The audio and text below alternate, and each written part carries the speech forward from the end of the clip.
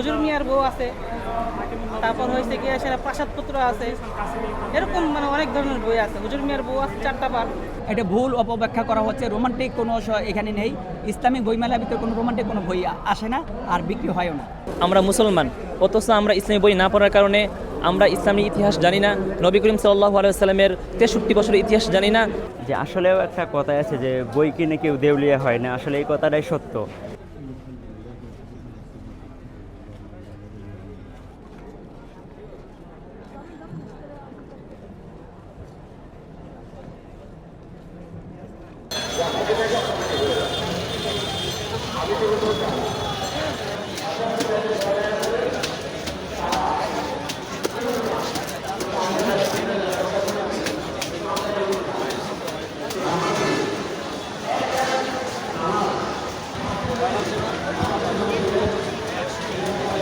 যে আসলেও একটা কথা আছে যে বই কিনে কেউ দেউলিয়া হয় না, আসলে এই কথাটাই সত্য।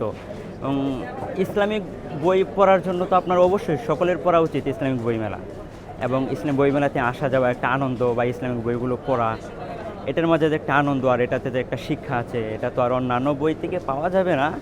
যদিও সব বই পড়া ভালো, কিন্তু ইসলামিক বইমেলাতে সকলের আসা দরকার এবং প্রয়োজন মনে করি আমি গার্ডিয়ান প্রকাশনী থেকে কিছু বই কিনেছি, আর রায়হান প্রকাশনী থেকে কিছু বই কিনেছি।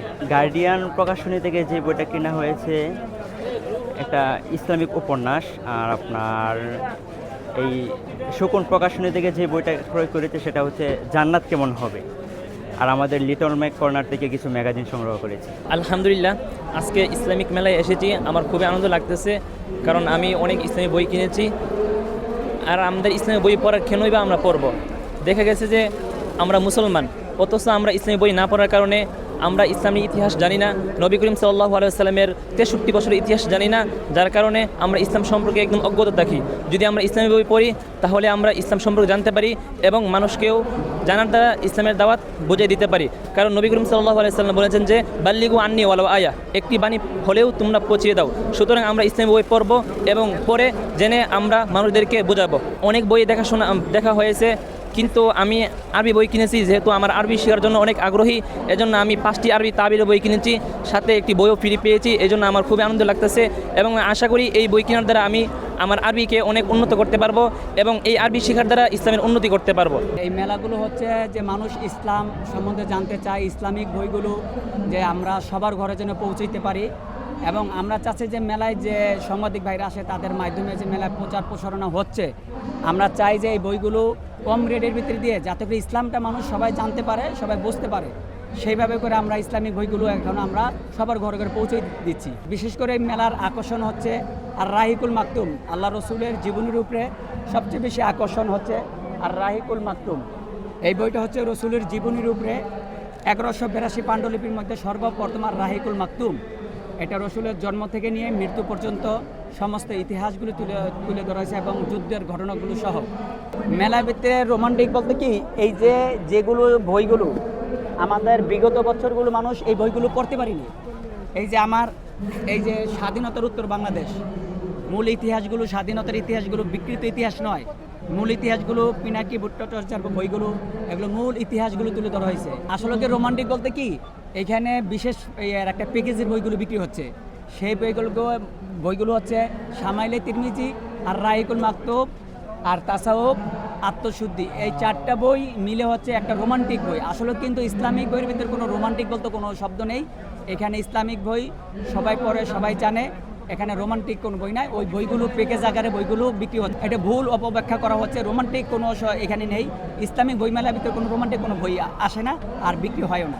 আমার এখানে কাস্টমারের ভিতরে সবচেয়ে ইয়ং জেনারেশন কাস্টমারগুলো বেশি, ছাত্র, মাদ্রাসা এবং স্কুল কলেজে ছাত্রগুলো বেশি বই কিনতেছে, এবং তারা রোমান্টিক বই বলতে ওই যে আরিফ আজাদের বইগুলো খুব আকর্ষণীয় বই, পূর্ণময়, হ্যাঁ, এগুলো বইগুলো কিনতেছে।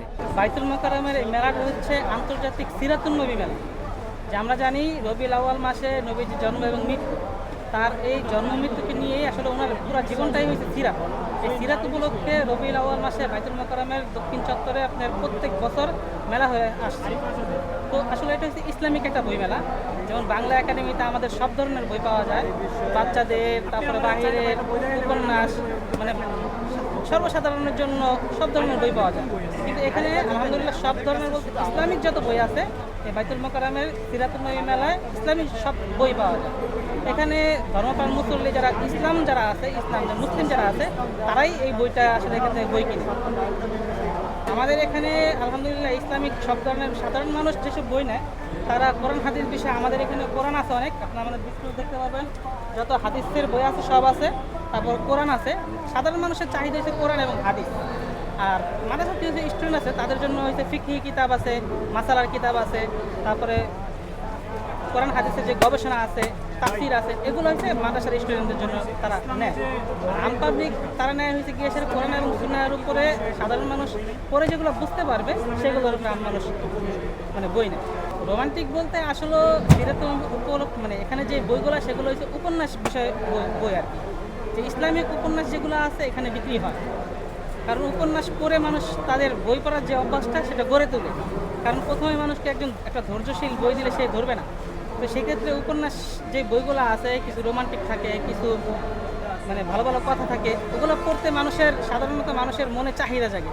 ওটা দিয়ে আসলে উপন্যাস বই পড়ে তারা বইয়ের আগ্রহ বাড়ায়, এরপর আস্তে আস্তে তারা অশ্লীল কোনো বই না, এটা হচ্ছে ইসলামিক উপন্যাস আইটেমের কিছু বই যেগুলো ইসলামের দিক নির্দেশনা তুলে মানে ইতিহাসের যে বইগুলো আছে সেগুলোকেই তারা একটু সুন্দরভাবে তুলে যেটা পড়তে আগ্রহী হয়। যেমন হুজুর মিয়ার বউ আছে, তারপর হয়েছে গিয়ে সেটা প্রাসাদপত্র আছে, এরকম মানে অনেক ধরনের বই আছে। হুজুর মিয়ার বউ আছে 4টা পাঠ, এই ধরনের অনেক ইসলামিক উপন্যাস আছে যেগুলো পোলাপান পড়তে আগ্রহী আছে। এগুলো আসলে মূলত বই পড়া আগ্রহ বাড়ানোর জন্য এই বইগুলো পড়ে।